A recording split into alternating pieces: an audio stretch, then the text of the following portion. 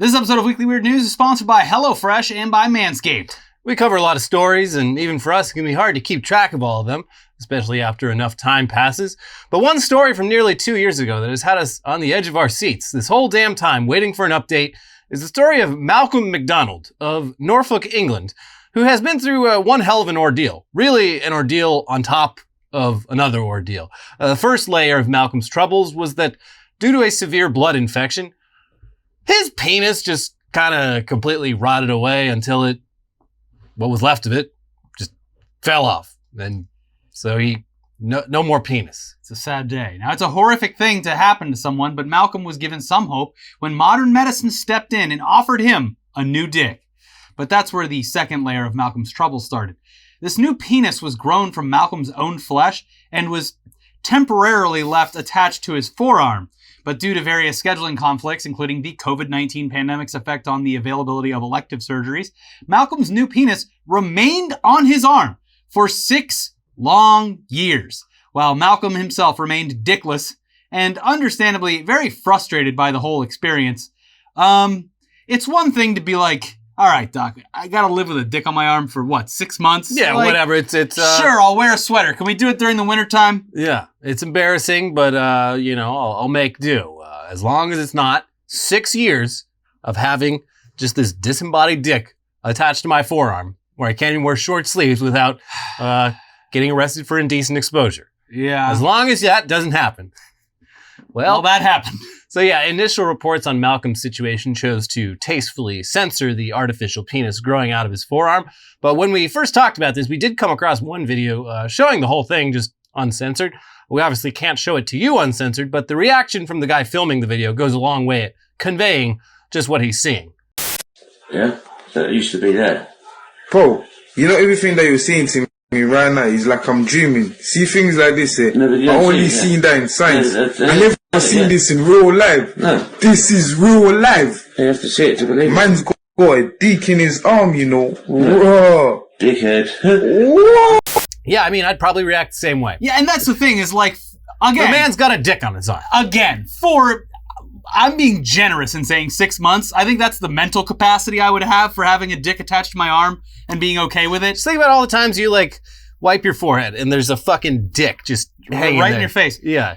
But that's the thing is it's like, for a little while, yeah, it would be kind of cool to be the guy at the bar with a dick on his arm. Check this out. Free drinks. Yeah, everybody buys him a drink. But even that would get old. It's like, exactly. That's just the guy with a dick on his arm. Imagine 3 years later, it's just like, don't get him talking about the dick. yeah, please. We tend to ignore it. Like some newbie comes in and says, holy shit, that guy's got a dick on his arm. That's just Malcolm. Actually, can you not drink here anymore? We're tired of people coming in and looking for the dick-armed man. We don't want to be the dick-armed bar. We're just a local establishment. So this is very frustrating. Yeah. What is cool about Malcolm, though, is that, clearly as evidenced by that clip, after so much trouble in his life, he seems to kind of just be without any shame about his situation anymore. He'll show you the penis. Mm-hmm. It's all he's got. He'll go to playgrounds. He doesn't care anymore. Yeah, because it is what it is. He lost his penis and has a new one attached to his arm that should have been transferred to its rightful place a long time ago. What are you going to do? I'm sorry. I tried. What do you want me to do? Are you going to kick me out? You going to kick me out of the store? Just for having a penis on my arm that I can't do? What am I supposed to do? Your penis grazed another customer, sir. I was reaching for the yams. What am I supposed to do? We just can't have that here, sir. I'm sorry. But we do, fortunately, have an update. Everything is now in its right place with Malcolm, and we've also finally gotten a clear and uncensored look at the result of this medical sorcery. We can't show it to you, obviously, but over in the UK, they have no problem airing full frontal nudity on the telly. And recently, Channel 4 did a documentary titled The Man with a Penis in His Arm. And it gives a very intimate portrait of Malcolm before and after his cock replacement surgery. For folks outside the UK, it's out there if you want to look around for it. We found it, so let's just tell you what we saw. So it starts off with Malcolm yelling at medical staff on the phone about how he's sick of having a penis on his arm for the last 6 years and demanding that they proceed with the surgery and also threatening that if it doesn't happen soon, he might just chop it off himself. He's at his wit's end here. Yeah. Malcolm's situation is clearly not great, but beyond the basic facts, he's also actually just had a pretty rough life in general. Earlier reports were not totally clear on how he got the blood infection that caused all this, but the documentary reveals that before the infection, Malcolm had been homeless and addicted to drugs, and that the blood infection came from repeatedly popping an abscess on his ass that wouldn't go away. With presumably a dirty needle. I don't know, connect the dots. Also, despite the title of the documentary giving it away, the show does take a few minutes setting up Malcolm's whole backstory before revealing very abruptly that he does have a big floppy dong attached to his arm, which they show up close and in HD. It's a dick, all right. You'd think after like 6 years of being on an arm, though, like you wouldn't want that where the penis is. It's like, it's got to be like calloused and just like, I don't know. I mean, I guess nudists walk around with their junk out all the time and everything's fine. It's just, it seems like there'd be more like stuff going on that could hit it or hurt it. Yeah, it's a hazard. You get it walking out a door, it gets stuck. Ah, jeez. Oh, that's just my dick again. Wham! And I don't think he, at least when it was on his arm, I don't think he had like the nerves connected. So it's literally, it's just he wouldn't even know. Yeah, it's this thing you can't. It's just this extra appendage that's annoying. Yeah. Now, Malcolm's life with the arm penis seemed understandably pretty annoying, but there were some perks. Malcolm is shown throwing darts and using the gap between his arm and the penis to hold extra darts between throws. Like a little extra thumb. You can stash things in there. Cool. Yeah, that's a perk. Check it out. Unintended but positive side effect. I can hold darts, so who's to say whether this is good or bad? You want to see me drink my beer with it? Sticks it in there like the Mork's finger on Mork and Mindy. It's a cool trick. Yeah. Yeah. But aside from that, it's a pretty embarrassing condition for him. And he describes once helping an old lady at the supermarket by reaching for something high on the shelf and then having his penis fall out of its strap and land on the lady's head. Wow. I made that up before even reading this. And it actually happened. It did. Wow. It sounds like the stuff of nightmares for both Malcolm and the old lady, but you have to, look, I know this is going to be hard to explain, ma'am, but you really can't give me any shit. You were looking at actually a medical marvel. Yes. So you're welcome. You're standing within the realm of greatness. And in my defense, I can't feel anything. I had no idea that it was on your head. You'll observe that it is flaccid as all hell. Yeah. Anyway, aside from Malcolm, the documentary also follows two other subjects. Anik, a guy in his 20s who was born very prematurely with an underdeveloped penis, which just kind of never grew from there. Mm-hmm. He had phalloplasty somewhat recently, but has to go back in to fix the implant because it's causing him serious pain. He thought he was done with all this, but no. Mm. And meanwhile, Lee was born as a woman, but later transitioned and received a penis in his 40s. So between the three of them, you get to see 3 different stages of phalloplasty surgery and 3 different reasons for needing it. But all 3 men describe experiencing, of course, severe gender dysphoria in their lives before getting the surgery. And for Malcolm, that seems to have manifested in what's clearly alcoholism, even though he points out that he drinks a lot less now than he did before. But he is drinking throughout this documentary at all hours of the day. Mm-hmm. Malcolm's alcoholism also seems to, it's implied to be one of the reasons that this process has taken as long as it has for them. Yeah. Well, he's British. Yeah, but scheduling, he doesn't have a car. He rides his bike everywhere. So yeah, it seemed like based on, his life leading up to this, it was kind of almost a charitable surgery. And then COVID happened and they're like, oh, fuck, we forgot about that guy with the dick on his arm. Yeah. Oh, you mean he is drunk 24 hours a day and can't come in and have the surgery? Yeah, there's a part of the documentary where he's on the phone with the hospital or something, and he's like, "I told you when we started that I wasn't always going to be available. Let's just say." It's I get drunk a lot and I forget what I'm supposed to be doing. You could feel that thing if you'd stop drinking. You just have whiskey dick. I mean, yeah, it is. This is a problem with alcoholics in all situations. It's like, oh man, if only you stopped drinking, your life wouldn't be so fucked up. But because your life's so fucked up, drinking's the only thing that can really numb the pain. And it's just a cycle of ruining your life. Mm-hmm. Yeah, but it's also interesting to see the difference between Anik and who has the full support of his family and is kind of hilariously candid with them about the status of his new penis, and Malcolm, who lives alone with his dog and says he barely even sees most of his old friends anymore. They're both having a rough go at it, but Anik's mental health is clearly in a more healthy place. He's sending his mom dick pics, be like, check it out, they fixed it. And she's like, oh, I'm so proud of you, Anik. Oh, it's so big. Yeah, they're just sitting around. Much bigger than your father's. This is like an Indian or Pakistani family just sitting around the dinner table talking about their son's penile or the new penis. Yeah. It's fucking weird. But it's great. Like, his sister's there to, like, help him put ice packs on his... Because, Anik has to, like...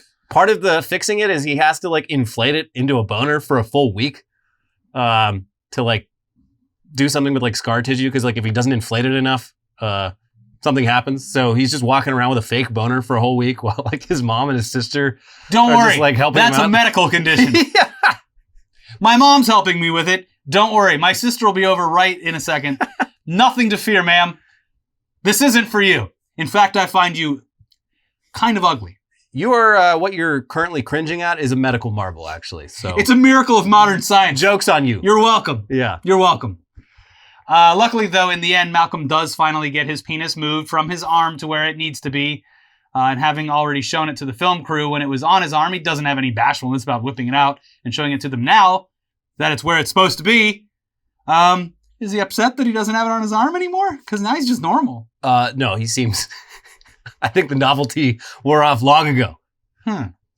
Anyways, we don't get much more than a brief follow-up, but he does genuinely seem to be a lot happier than he did earlier in the documentary. And that's not hard to understand. I mean, he used to be a dickless man with a penis attached to his arm. Now he's just a guy with a penis and some gnarly scars. But I don't know. You got to think deep down, maybe he does miss it every once in a while. I don't think he does. I think he was over this shit a long time ago. True. And I'm sure it's much easier to urinate and if he ever the one of the beauties of the modern age is if he ever wants to whip out his old party tricks, he's got videos on his phone to be like, True. Look at that. Mm-hmm. I used to have this penis on my arm, but now it's in my pants. Well, I hope he finds help with his addiction issues. I think he'll probably his I guess material condition. Hey, the dick still don't work, sir. You are a crippling alcoholic. Well, so hopefully that's the beauty of it is he can be blackout drunk, and as long as he finds the right thing to squeeze and not one of his testes, he can go all night. See, we've talked about this before. I do not understand why they don't just put the pump inside your balls because it would be so much cooler. I mean, that's where it is. It is in the balls. Okay, I thought you were like up under it. I mean, it's like behind the nutsack. It's in the gooch, basically. No, I want it. I want it. No, it's in the nutsack. Okay, but behind the testes. And it's like one of the pumps, like the shoes. Something like that. Like it's not air. It's like saline or some sort of gel. Can you pump it too much? No, because it's a closed system. Okay. So it's that's good. Yeah. Yeah. Yeah. You wouldn't. That would be bad. Mm-hmm. Like that. What were we talking about last week? Where the just like if you just keep pressing the button until the point where they like regrowing the legs, where it's just like they were going a little overboard with it because they wanted to get a little God. Yeah. Yeah. The structural integrity of these legs. Well, it's cool. I like that they do the ball pump. I think that's unique. Yeah. Mm-hmm. I'm very happy for all of these people who have managed to get this surgery. What a time to be alive. I mean, it really is. It's and look how proud that family is. Yeah. Yeah. This is our son, Anik. He was born without a dick, but we got him one. It was grafted from his arm, and we're very proud of his arm penis. Would you, Anik, show him the dick? Yeah. That's the thing is like, you see this a lot with like women who get breast implants is they're often like much more willing to just show people their tits because it's like, it's no longer really like their body. It's just this thing attached to their body. Yeah, it's and with this penis. You know this from personal experience? Not personal experience, but I've known people multiple people from different social groups who have described to me the same situation. Just like, yeah, my friend got new tits and was just like, well, I might as well show them to you guys. I mean, you paid I'm for proud them. of them. Yeah. Yeah. Why would you buy like a beautiful piece of art if you're not going to show someone? And just cover it up? Come on. Yeah. Anyways, the documentary is worth a watch if you can find a way to watch it. But just a warning to the penis havers, it might make you anxious and uncomfortable. It definitely made me uncomfortable. But it'll still probably make you less anxious than footage this past week of a man free climbing Salesforce Tower, the tallest building in San Francisco and second tallest building in California. For anyone with a natural fear of heights, watching this man scale a 60-story building with no protective equipment whatsoever is enough to make your knees weak, arms sweaty, maybe even cause you to puke up some of mom's spaghetti. On your sweater already. Mm-hmm, but he somehow managed to make it all the way to the top before being arrested. Yeah, so why someone would endanger their life like this is always very confusing because people, it's pretty often, daredevils are always up to their dangerous shenanigans. Mm-hmm. Most of the time, the answer is they just do it for the thrill of it. Yeah. But this story gets weirder when you learn this guy's reason for climbing a skyscraper with his bare hands was not for the thrill of it. Apparently, he was protesting abortion, like protesting against abortion. He does not like abortion. Yeah, he is anti-abortion, and he did this as a protest, even though just less than a day before he climbed the building, the anti-abortion people finally got what they've always wanted for decades with the reveal that Roe v. Wade. Well, this is like the trucker thing. It's just like, well, you you've already been planning won. What? No, you don't understand. I've been planning this for weeks. Stop the lockdowns. There's no lockdowns. You can, even in California, commie California, you can go anywhere without a mask on. Stop. This guy, he had it set in his mind. He didn't expect the leak. Yeah, I guess. But anyway, yeah, this guy, Maison Deschamps, who calls himself pro-life Spider-Man. Disney is drafting up fucking cease and desist right now. Anyway, pro-life Spider-Man here felt that the best way to support his cause was climbing a building. Here's USA Today. Yeah. Calling himself the pro-life Spider-Man, a 22-year-old man scaled the 61-floor Salesforce Tower in San Francisco, the second tallest building in California, to raise awareness for his cause as an abortion rights opponent. The San Francisco Police Department said officers arrested Maison Deschamps, an anti-abortion activist and college student from Las Vegas, early Tuesday on charges of trespassing and resisting arrest after his climb up the side of the skyscraper. He said he scoped out the 1,070-foot climb by examining the building from Google Maps. According to NBC Bay Area, witnesses told police early Tuesday that a man was scaling the building. By about 11 a.m., Deschamps had reached the top.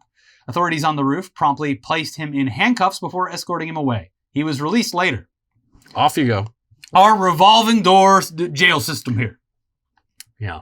Well, the only life he put in risk was his own and anyone within a multi-foot radius of potential drop zone. Would have been a big splat. Yeah. Yeah. Mm-hmm. So pro-life Spider-Man has previously gotten in trouble for climbing the Aria Hotel in Las Vegas to protest COVID-19 restrictions. In like one of the places that had like the least restrictions one of the places throughout the that entire time. Really just like, we're like, we need as many people in these casinos as possible. Like, yeah, I guess you have to wear a mask, but you know. I love the like cognitive dissonance of like someone who is totally anti-abortion, but really wants the casinos to open back up. My economy.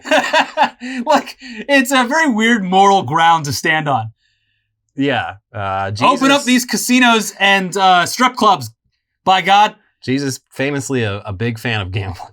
Yeah. I mean, what else are you going to do back then?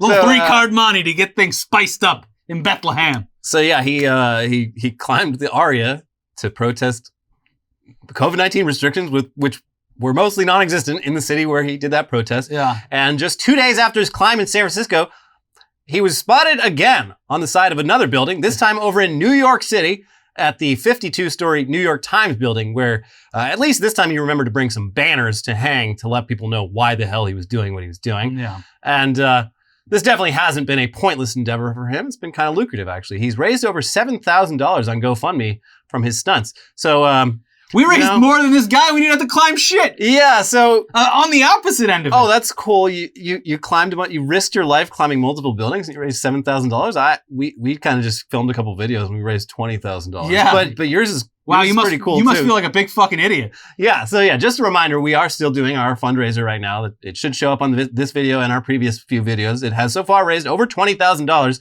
for the National Network of Abortion Funds. Thank you to everyone who donated. And we didn't even have to climb any buildings. I think this is amazing. Also, we need to keep a track on this guy's donations. We have to be at double or more the entire time. I don't care how many fucking buildings across this nation that he has to climb. We have to, by doing nothing, we have to beat this guy. And his GoFundMe is especially funny because he's made $7,000, which is not nothing. Yeah, it's a good amount. But because of GoFundMe has the like lightsaber, the sliding scale, his goal is $1 million. So it just looks like it's just the tiniest amount.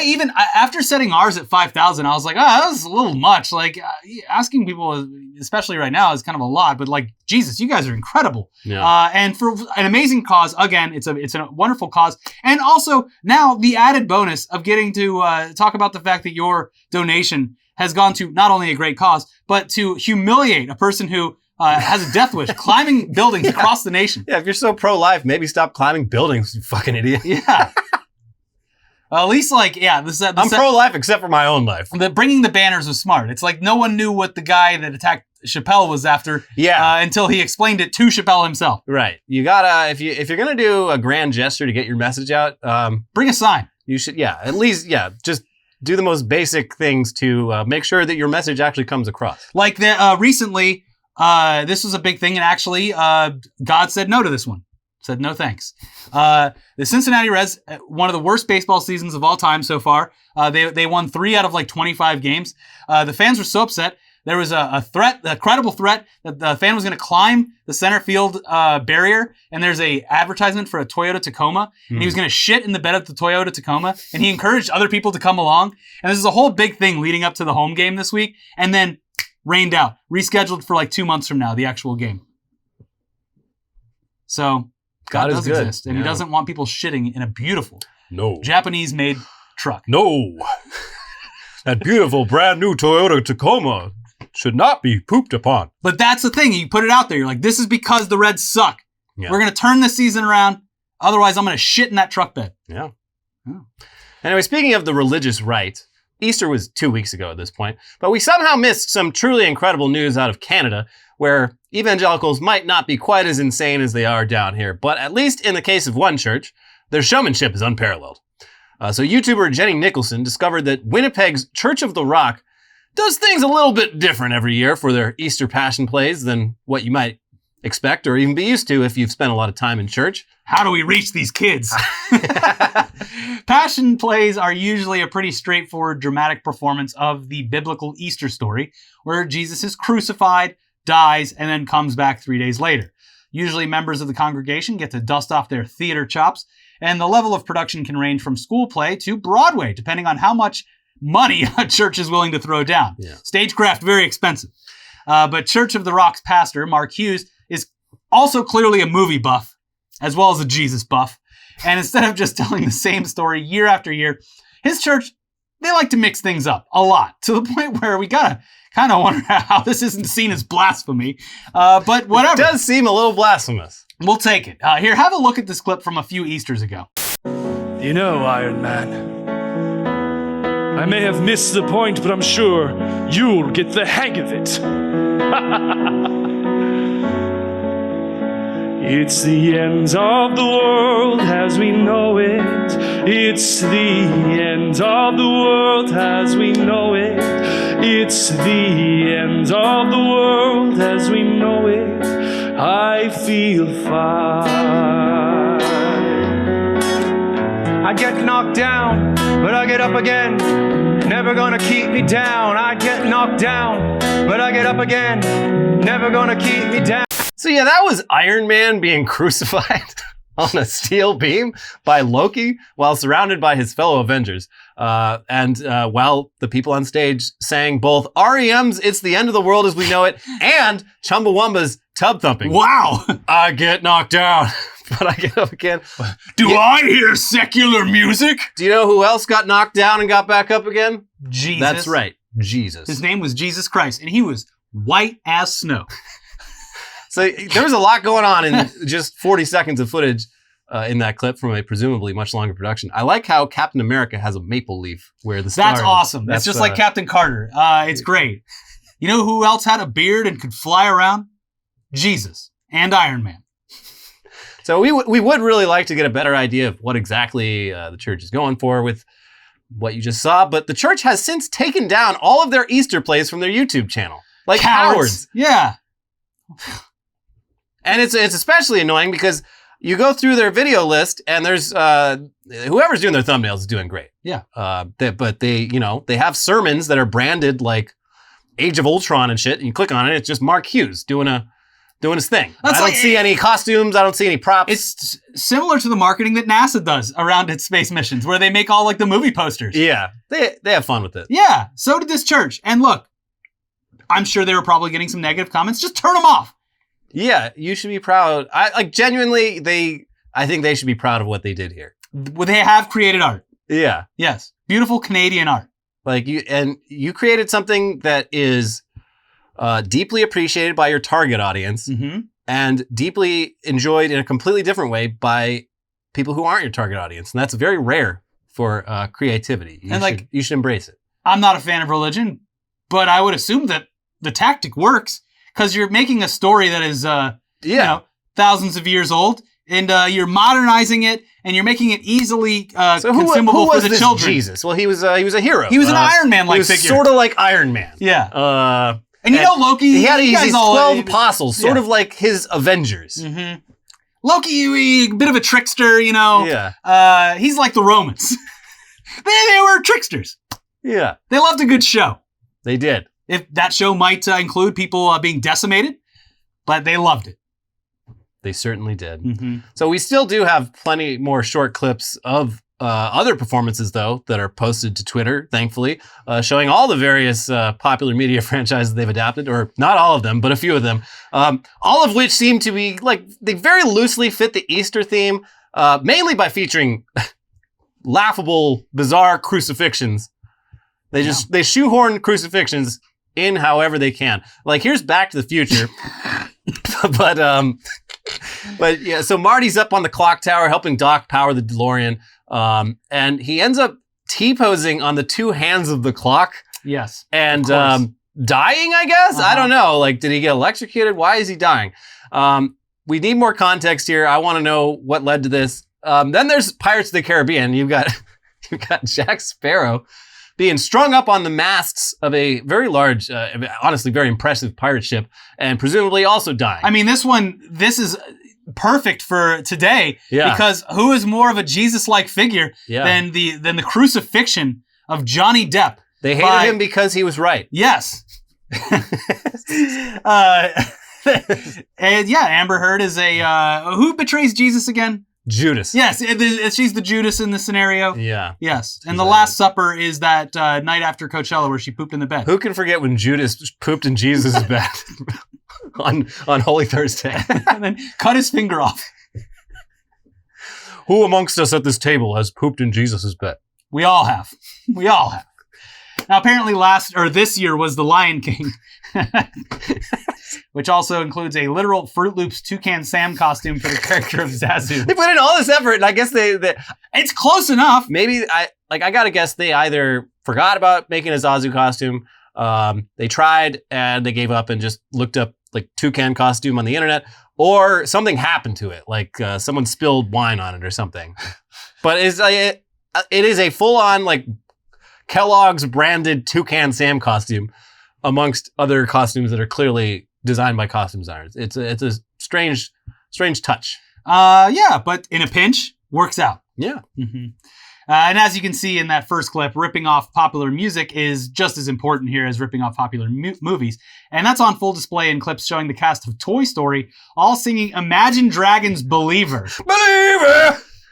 It's perfect. Insane. Love it. Yeah. And another clip from Back to the Future where they sing Uptown Funk, but with the lyrics slightly changed to be about Jesus' resurrection.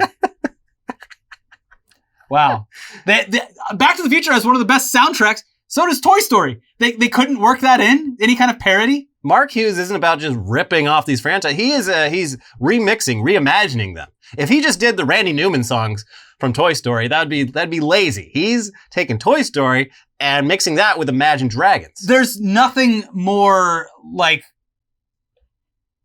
amazing to make a parody of and easy than Huey Lewis in the news. Yeah, I mean, and you want to know the news he was talking about? The good news.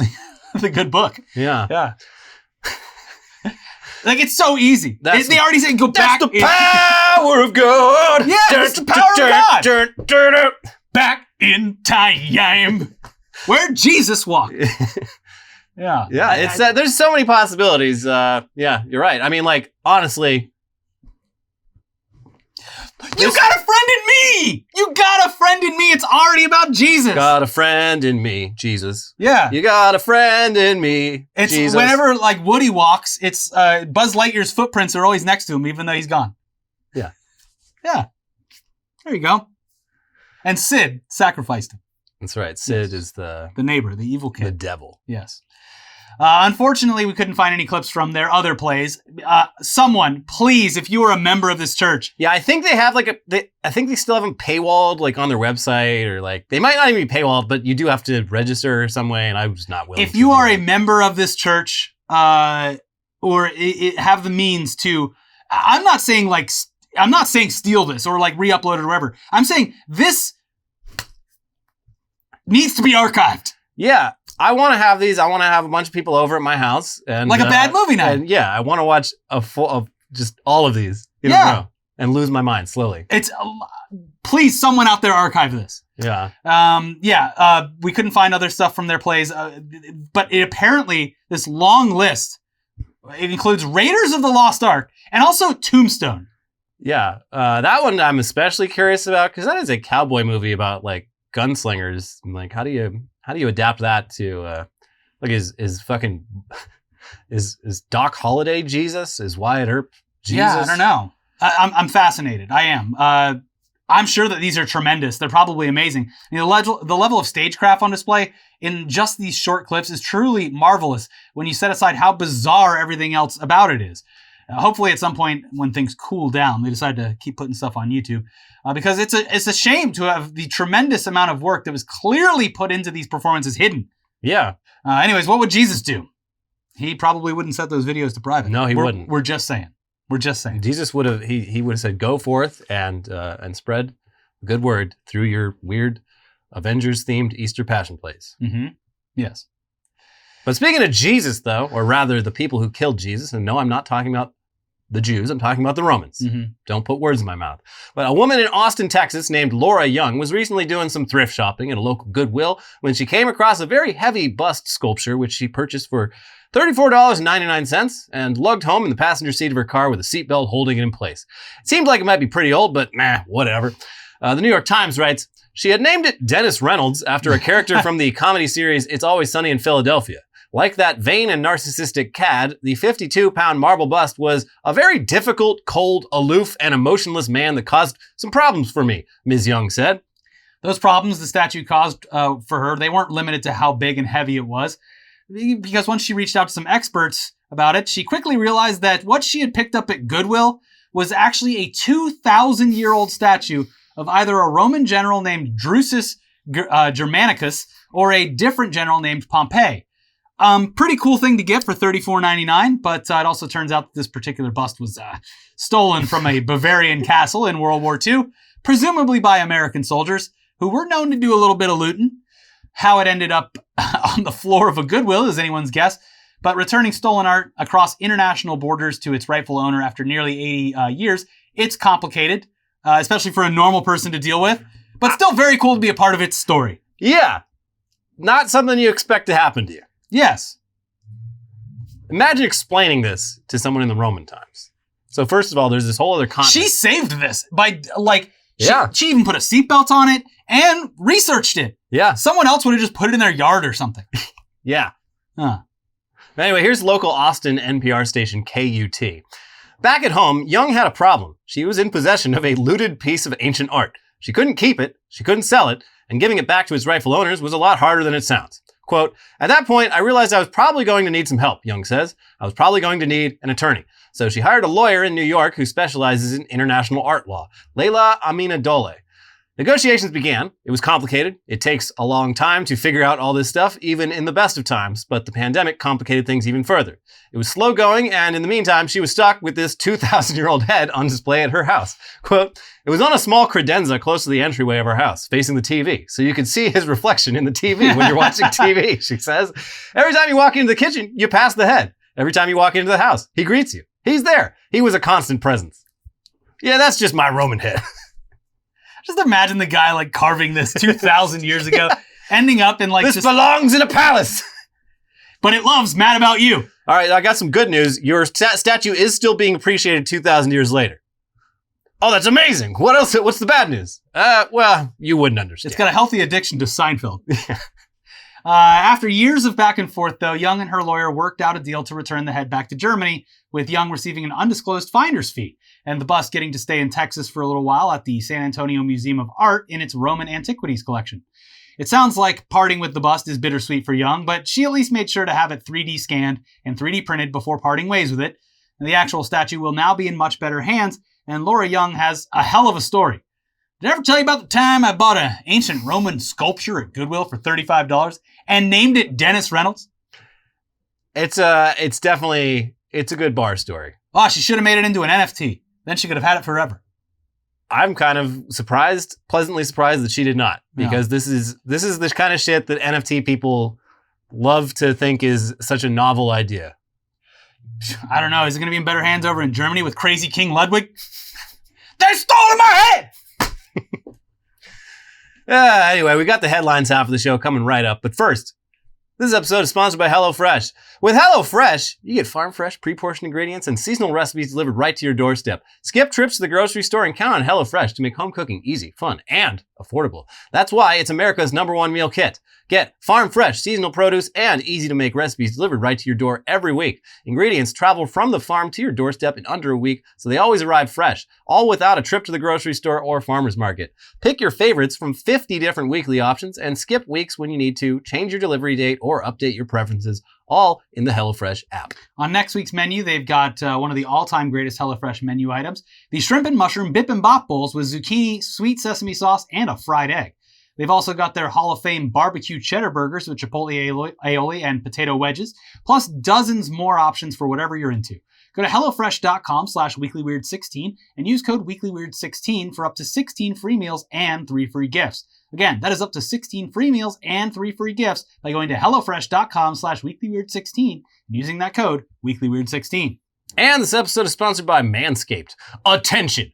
Are you ready to be blown away? You asked for it, they listened. Our friends at Manscaped just relaunched the Ultra Smooth package. It's back, baby. Your new favorite tool and complement to the Lawnmower 4.0 to keep your boys smooth while looking and feeling their best. This specialized groin shaving kit is here to help you buff, protect, and shave your most sensitive areas. It's time to crop that bush of yours and get right to the roots with a discount just for you from Manscaped. Get 20% off plus free shipping at manscaped.com with the code WEIRDNEWS. I can think of at least 2 people over in the UK who now need this product. Yeah. The legends who introduced the electric ball hair trimmer are bringing back their razor so you can be set and trimmed front to back. Men, you no longer have to borrow your lady's razor for that precise trim. Step 1, grab your handy Lawnmower 4.0, give your boys the classic trim to your liking to get the loose hairs out of the way, and then take out the Manscaped Ultra Smooth package to make your package the perfect package this summer. Step 2, Crop Exfoliator. Infused with ingredients that can soothe, clear, and keep the skin on and around your groin feeling refreshed, the Crop Exfoliator can help reduce the risk of ingrown hairs in your delicate places. Step 3, the Crop Gel. See where you're shaving with our unique clear shaving gel just for the groin. With 4 essential oils, it's like a spa treatment every time you shave. Step 4, now's the time to shave. The Crop Shaver was designed for shaving the groin area with confidence. 3 precision blades include extra wide lubricating strips and a pivoting head for the ultimate groin grooming experience. Crop Shaver is not your average razor. It is smaller, thicker, with a micro comb bar that allows for the best shave possible from every angle. Beach balls are meant to be smooth, and now yours can too. Small and thick, much better than long and skinny. All 3 of these vegan, cruelty-free, and sulfate-free products are included, so you know your manhood's in good hands and without compromise. It is time to get up close and personal with the best tools for the job, the Ultra Smooth package from Manscaped. Get 20% off plus free shipping with the code WEIRDNEWS at manscaped.com. That is 20% off plus free shipping with the code WEIRDNEWS at manscaped.com. Smooth out your fellas with the relaunched Ultra Smooth package from the fellas at Manscaped. Your balls will thank you. Now let's get into the weirdest news headlines from around the world for this week, starting with United Airlines passenger opened emergency exit of moving plane in Chicago, slid down wing. They finally managed to do it. This whole time, people, they've been running to the door and be like, you idiot, you can't open the door in mid-flight, but we are going to arrest you when we land. And this guy was smart in the dumbest way possible. He waited until he was, he was at the 1 yard line. He was about to make it to his destination. The plane had already landed. It was just taxiing to the gate. Everyone thinks they're about to have finally be over this traveling nightmare. Well, guess what? It's just getting started. I'm about to fuck this up for everyone by opening the emergency gate, jumping down onto the wing, and just running around on the tarmac for a bit before immediately getting arrested. Now, the rest of us, this is now an active crime scene, so Stay on the plane. If you had a connection to get to, you may have to reschedule. We're sorry. But at least you're in the beautiful city of Chicago, Illinois. Yeah. Yeah. Go touch the bean. Touch the beam. Mm-hmm. Go to Kingston Mines. Here's some authentic blues music. They go all night. EVE Online fans literally cheer Microsoft Excel features at annual Fan Fest. This is something they were like anticipating for a very long time? So the EVE Online, like it is jokingly referred to by its lovers and haters as like as spreadsheets in space. Yeah. Because it's literally a job, basically. Like it's so complex that people, you literally need to have like data management skills and whatnot. So they've officially partnered with Microsoft Excel to make exporting all of your data like really easy, to make your own spreadsheets, to organize your fake life in space. Yeah, they love it.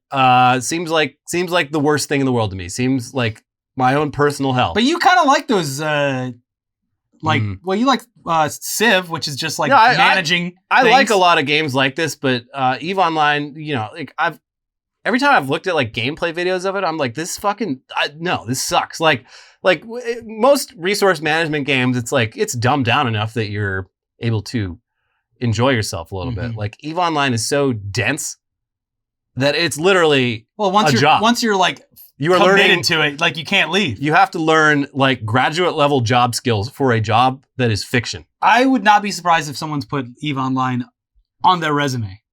I mean, honestly, if they can manage their personal time and their work time, like it would be a standout item on a resume.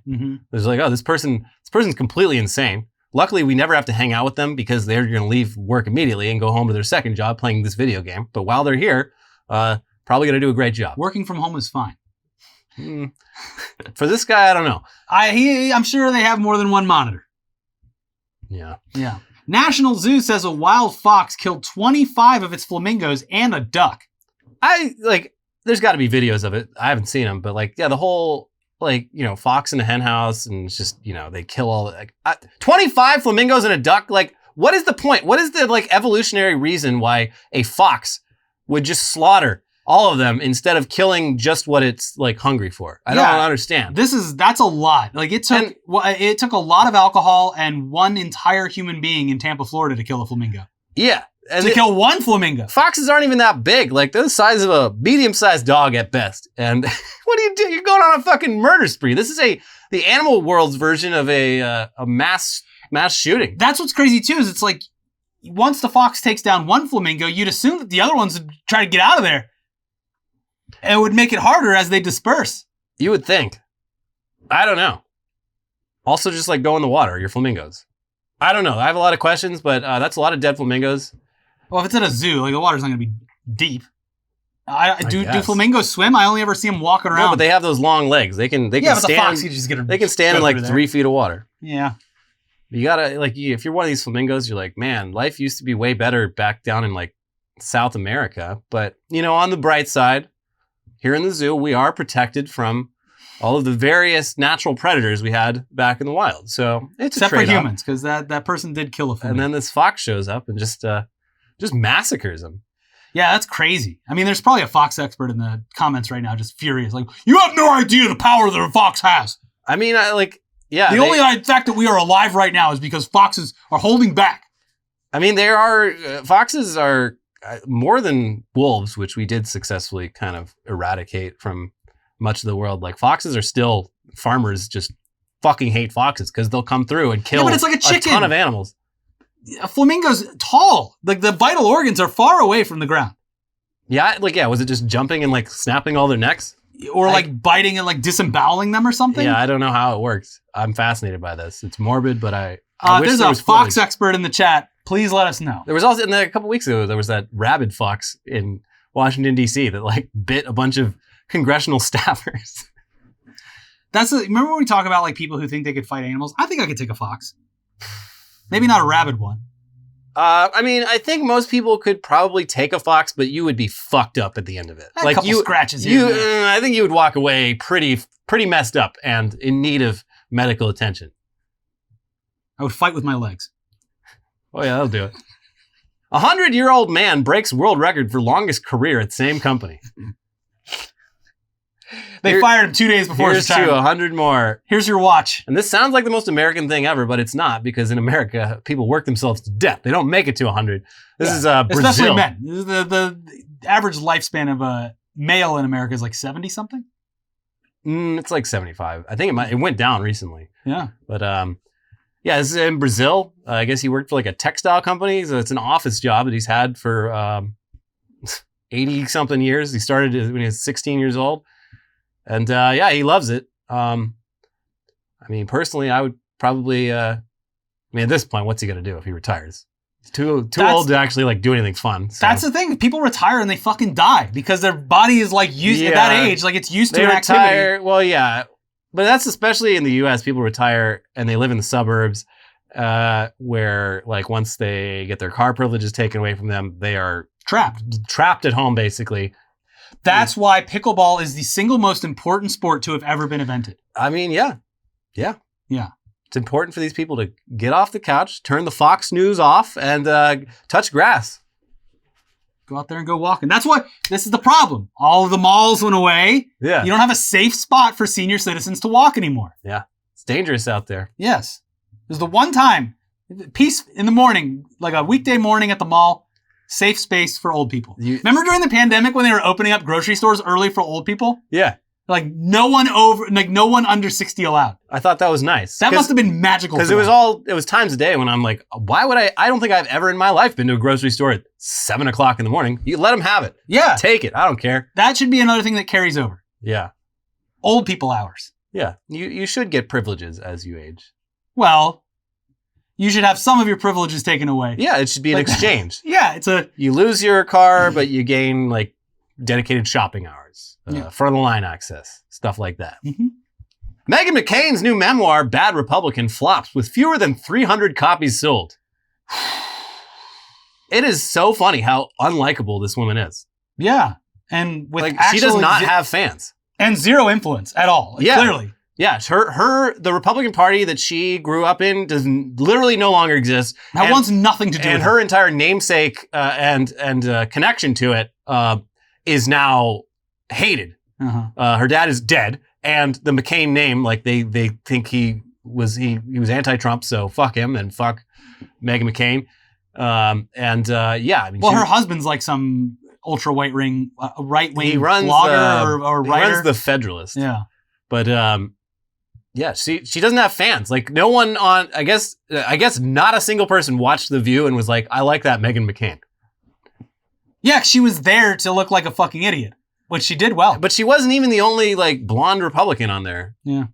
There's been a few other ones that like actually have some dignity, I guess. I just love that, like, I guess good for her for not going full Trump, but like also trying to find the middle ground in a party that clearly doesn't want one is not paying off. And she's just a stupid person that I don't understand why at this point her opinion on anything still matters. Yeah. She's dumb. Well, I guess it doesn't.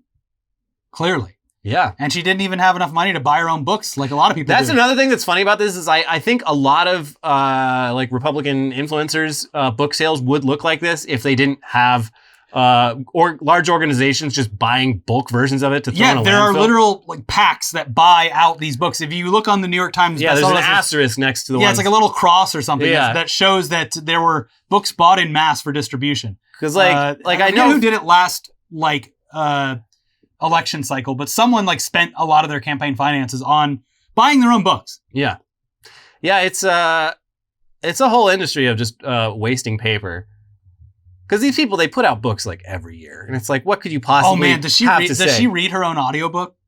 I think she does. Oh, cool. My father, John McCain. GOP candidate accused of murdering his wife wins primary election from jail.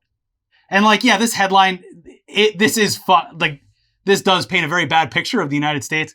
The headline going around though, The guy got like 50 votes in the middle of nowhere. From it's- people who probably have no idea who It's he like, is, eeny, meeny, and just miny, had moe. the Republican thing next to his name. But so they clarified the town. They're like, well, in this country, you are innocent until proven guilty. So for now, he is eligible for city councilman or selectman or whatever the fuck he ran for in this tiny ass town. If he's convicted, we'll have to, figure something out. But for now, he is eligible for election. But this man is also like 100% guilty. Like he literally, like his wife was found, like her body dumped with her head bashed in. And he even said, he's like, yeah, I hit her in the head with a flower pot. Yeah, I don't know what happened after that. I'm not commenting on that at all. That is disgusting, terrible, and I hope he is found guilty and goes to jail for a long time. But it's literally someone was just like, there's a Republican guy, like with probably no research. Maybe there were a few sickos who were like, I like that he killed his wife, but it was like 50 votes in the middle of nowhere. So the headline is titillating. It's also horrific that this headline can even exist. But yeah, I don't think he's going to be in charge of anything very long. I would hope not. Yeah. Monkey has fled with murder weapon, Rajasthan cops tell court. So this is something, we've covered monkeys in places like, this is India, India, Thailand. These monkeys, they are very mischievous. They do steal. Especially after going hungry during the pandemic. Yeah. So this one's interesting though. They say the monkey stole all the evidence from this murder case, and they're like, well, sorry, monkey took the evidence. I guess There's someone on the I inside. guess that weakens our case. Yeah, it seems like Vicky White is up to no good. in these places that have monkeys all over the place. Do people use the monkey excuse a lot? Because I know I would. It's like, Monkey stole it. oh, I bought you the best gift for your birthday, but a monkey stole it. But you gotta believe me, it was a really amazing. good gift. But monkeys, they steal things. They steal all the time. They stole it. What are you I gonna spent all the money on the first gift, so you just have to believe me. Let's go out and find that monkey together. So the idea of a monkey stealing evidence. Yeah. We'd love to convict this murderer, but the monkey stole the evidence, and we don't think the monkey's going to give it back. So you, sir, are free to go. Yes. The old monkey clause. Now here we have a doubleheader for you. A wild turkey is attacking people in D.C. Multiple agencies are in pursuit. And Wild aggressive turkey terrorizes nation's capital, slips across state lines into Maryland. I want every doghouse, hen house, whorehouse, and madhouse. we got Dog Chapman on the phone. He says we need to check every Airbnb in a 3,000-mile radius. They're having a meeting like the scene in the first half of Sicario where it's like, we got DEA, CIA, All the ATF, agencies are every involved. agency's involved. And we got Benicio del Toro. We don't say what he's here for. Yeah, the turkey's at the end of like a drainage pipe. Don't do it! I didn't attack those joggers. I don't care. But yeah, these turkeys are, this one turkey is, I didn't realize turkeys can run 25 miles an hour. Wow. There was a guy, one of the guys who ran into it on a trail. He's like, I was on a bike and it was keeping up with me. I barely escaped with my life. Yeah. So, I feel a little bit less bad about I think this is a perfect the ritual case for slaughter we do of these animals. Dog the Bounty Hunter should focus on this one instead of like the other Yeah. detrimental cases. Yeah, the ones where he's, I agree. And then you can take the feathers and make a cool like necklace out of it. Yeah, you can do a little more cultural appropriation. Oh yeah, this came from a ceremonial sacrifice of a turkey I caught in Maryland. Yeah. Actually, Dog is my Navajo name. You know, knowing Joe Biden, this is a turkey he'll pardon over at Thanksgiving. Yeah. Am I right? Am I right? Couldn't charge this turkey with a felony, huh? Yeah. Typical. Revolving door justice system we got here in this country. Fucking Brandon pardoned the damn turkey that bit my leg. The Rangers were like, as soon as we announced it, a bunch of people showed up and they're like, I got a gun, I can shoot the turkey. And they're like, no, we want the turkey alive. We just want to relocate him somewhere else. And they're like, are you sure? I'd really love to kill that turkey. No, we want the turkey alive. That's why you do things first and ask for forgiveness later. Yeah, you take care of business. And final headline. Madison Cawthorn video. North Carolina representative responds to video showing him being crass, naked in bed with cousin. And there's a lot that's been going on with Madison Cawthorn. So he made the claims about Republicans doing cocaine orgies.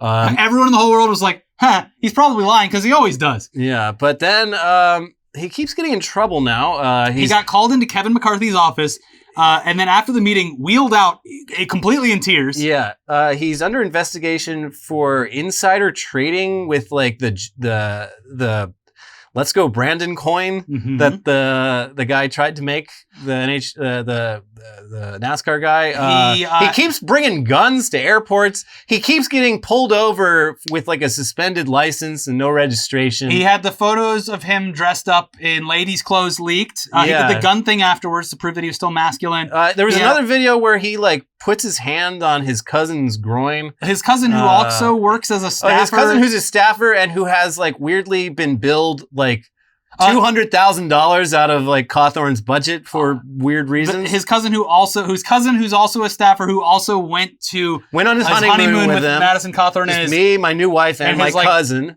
potential Russian asset wife. And so this video comes out, and this video is a Madison Cawthorn, which you could have claimed plausible deniability. It's very blurry. All you really can see is like there's a wheelchair. There's two dudes in a bed. One of them gets up and he's naked. You don't see everything, but he's naked. One of the hairiest butt cracks you've ever seen. And he's sort of he starts like humping on like the other dude's head, and it seems like some frat guy shit. It doesn't seem like some gay shit, but the line is blurry. Not that any of that would matter. Not that him dressing up like in ladies' clothes would matter. Not that I don't know about cousin fucking, but but like, look, if these are all distractions from like the actual meat of what makes this man a bad person. If Madison Cawthorn was gay, no problem.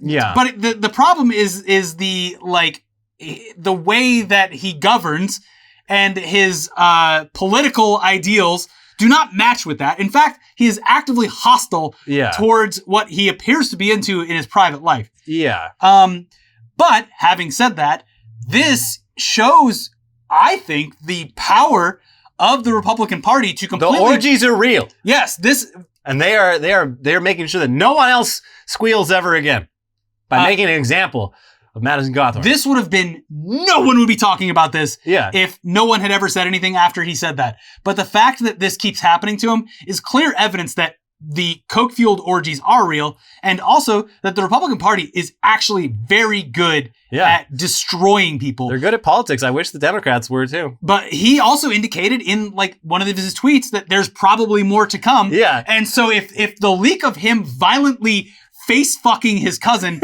isn't the final straw, I'm very curious about what else. Yeah, because he's like, they're just doing the drip thing. He's like, wait, what? What do you mean drip? What else do they think they got? Drip. What's next?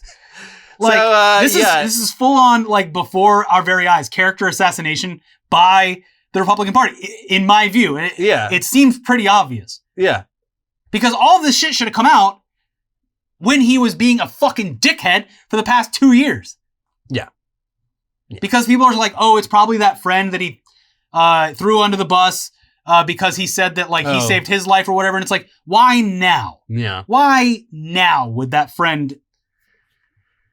Yeah. I guess we'll see where this goes next. I'm sure at the rate things are going, there'll be something new by twice the a time week. It seems to be 2 times every week. Yeah. It's the Madison Cawthorn Show. Anyway, that's our episode. Once again, thank you to everyone who's donated to our fundraiser. And if you want to donate more or it's going till next Tuesday or something like that. Yeah. It should be on this side of the screen somewhere, or if you're on mobile, it's down below. Also, we talked about dicks right out of the gate, so this video probably not monetized. Probably demonetized. So there is a thanks button under the video as well. If you want to super thanks. Yeah, if you want to super thanks the video, so that it is monetizably feasible for us. In the meantime, though, we do have merch for sale for 30%. Get off the wallet. Donate to the abortion causes, to us, and buy yourself wallet inspector. A nice piece of merch for 30% off. Yeah. But really, all you really have to do is make sure that you're subscribed to the channel and watch all of our videos. We have 2 new videos over here. One about Chappelle being attacked on stage, and one about NFTs being completely dead at this point. Thank you so much for joining us. We'll be back next week for more videos. Have a great Mother's Day if you celebrate. Bye-bye.